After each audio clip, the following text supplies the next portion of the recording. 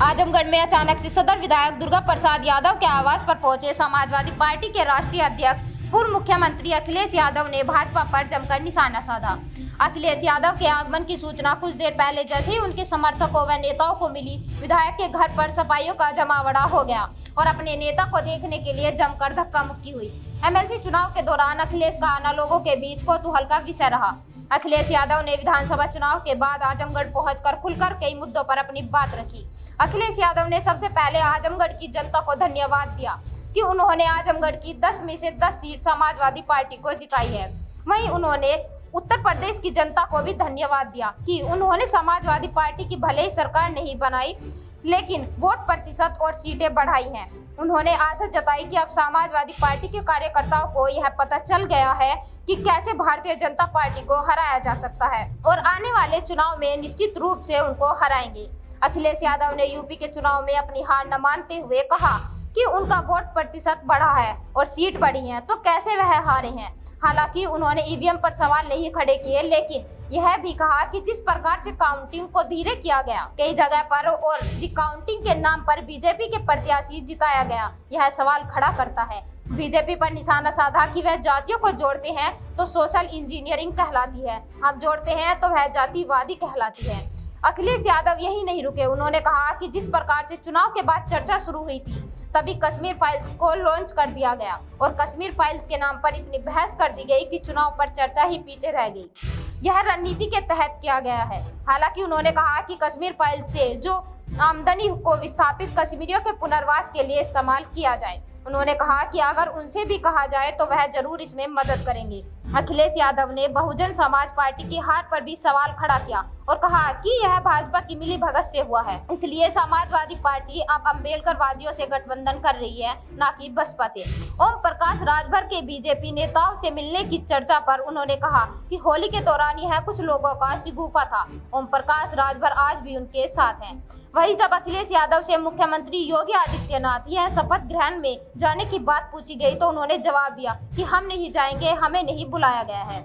अखिलेश यादव ने आजमगढ़ की संसदीय सीट या करहल की विधानसभा सीट के छोड़ने के सवाल पर कहा कि यह पार्टी के नेताओं के साथ बैठक कर तय किया जाएगा। हर दल लड़ेगा और लड़ता है दल, स्वाभाविक कुछ वोट भी पाएगा, लेकिन सवाल वो नहीं है, सवाल दूसरा है। तो सर 2024 में कुछ नए शासन जुड़े हैं। शिवसेना के संजय राउत ने कहा कि हरा दिया उन्होंने, बीजेपी जिता दिया। मैं उस बहस में नहीं पढ़ना चाहता हूं। बहस केवल इतनी है कि उत्तर प्रदेश के चुनाव के जो परिणाम आए उन पर बहस न हो, इसीलिए कश्मीर फाइल्स रिलीज कर दी गई। तो 2024 में नए साथी जुड़ेंगे। कश्मीर फाइल्स दिखाई गई है, क्या आप उससे वास्ता नहीं रखते? मैं ये कहता हूँ, कश्मीर फाइल्स मूवी से जो पैसा इकट्ठा हुआ है, उस पैसे से कश्मीरी पंडितों को मिल करके जो वहाँ के लोग हैं उनकी एक कमेटी बनाई जाए और कम से कम 25 ऐसे लोग हों जो महत्वपूर्ण प्रतिष्ठित हों, उनकी कमेटी बने और सेटलमेंट और उनके लिए कैसे खर्च किया जा सके उस पैसे का खर्च होना चाहिए। और मैं तो कहूँगा लोगों को चंदा भी देना चाहिए इसके लिए।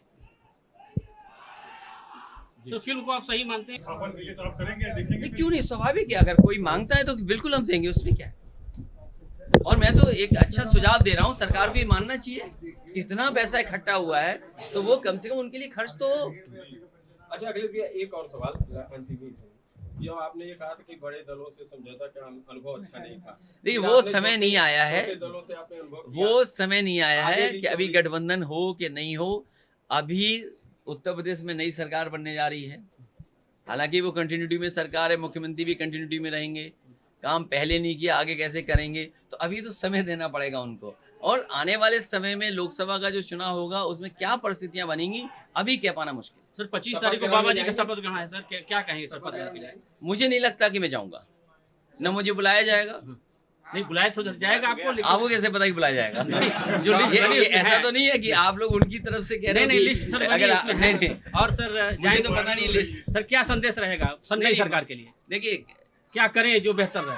सरकार झूठ न बोले बस। आजमगढ़ की जनता ने 10 में से 10 सीटें समाजवादी पार्टी को जिताई और आजमगढ़ का जो परिणाम समाजवादी पार्टी के पक्ष में आया है ये ऐसा परिणाम है कि जो ऐतिहासिक बनकर के निकला है। भारतीय जनता पार्टी की कोशिश रही कि आजमगढ़ में ही समाजवादी पार्टी को पीछे कर दें, लेकिन जहां आजमगढ़ ने समाजवादियों का सम्मान बढ़ाया, समाजवादी पार्टी के पक्ष में मतदान कर करके एक ऐतिहासिक परिणाम दिया है। मैं उत्तर प्रदेश की जनता का धन्यवाद देता हूं। समय नहीं है ईवीएम का, लेकिन जिस तरीके से प्रशासन ने किया है, आप जगह जगह पूछिए। मैं कहूँगा तो कहेंगे कि समाजवादी पार्टी क्योंकि चुनाव लड़ रही थी, आज वो हार गई है इसलिए आरोप लगा रही है, लेकिन बहुत सारी जगह पर काउंटिंग रोक दी गई। मुझे अखबार में पढ़ने का मौका मिला, दैनिक जागरण अखबार में, और आपको भी पढ़ना चाहिए कि जिस अखबार में बनारस साउथ के बारे में लिखा कि 20 राउंड तक किशन तीक्षी जीत रहे थे, 22 राउंड के बाद उनकी जीत का फासला कम होने लगा और 25वें राउंड में 10,000 से हार गए। ये कौन यकीन मान लेगा इन बातों को? अगर कोई प्रत्याशी 20 राउंड तक जीत रहा हो, 22 में कम हो रही हो उसकी जीत का फासला और 25 में 10,000 वोट से जीत गया हो, ये तो अखबार लिख रहा है और वो भी दैनिक जागरण लिख रहा है।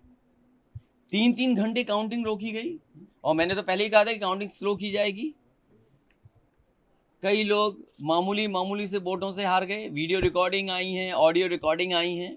बिजनौर की ऑडियो रिकॉर्डिंग आपने सुनी होगी कि उन्हें प्रमुख सचिव से कहना पड़ा, तब जा कर के कुछ परिणाम बदले, जैसा वो चाहते थे वैसा परिणाम आया। इसलिए समीक्षा न हो, चुनाव कैसे जीता हारा गया उस पर चर्चा न हो, इसीलिए कश्मीर फाइल्स उत्तर प्रदेश में बड़े पैमाने पर रिलीज हो गई। और आज तो मुख्यमंत्री जी ने क्या कहा है अनुपम खेर जी के लिए, कमाल है, मन की बात बाहर आ गई। सर एमएलसी चुनाव से चुनौती है सर, कौन सा एमएलसी चुनाव जो होने वाले हैं सर? एमएलसी चुनाव न केवल चुनौती है बल्कि प्रशासन से भी लड़ना पड़ेगा। अच्छा सर, ये सर जीत की क्या रणनीति सर बनी? ये रणनीति बताई नहीं जा सकती। सर नीति आयोग की रिपोर्ट आ गई है, उत्तर प्रदेश सबसे निर्धन प्रदेश। मुझे लगता है नई सरकार बन रही है। नई सरकार ने जो आंकड़े छिपाए थे, नीति आयोग ने आंकड़े बाहर कर दिए, क्योंकि चुनाव खत्म हो गया इसीलिए डीजल महंगा हो गया। चुनाव खत्म हो गया तो नीति आयोग ने भी फैसला सुना दिया कि आपका प्रदेश स्तर कहाँ पर स्टैंड करता है, आपका प्रदेश कहाँ स्टैंड करता है आंकड़ों में। तो ये तो नई सरकार की जिम्मेदारी होगी। हालांकि ये सरकार कंटिन्यूटी में है। अगर कंटिन्यूटी में सरकार है तो कम से कम नीति आयोग के जो आंकड़े हैं उसको सरकार को सोचना चाहिए कि इतने आंकड़े कैसे खराब है सरकार के।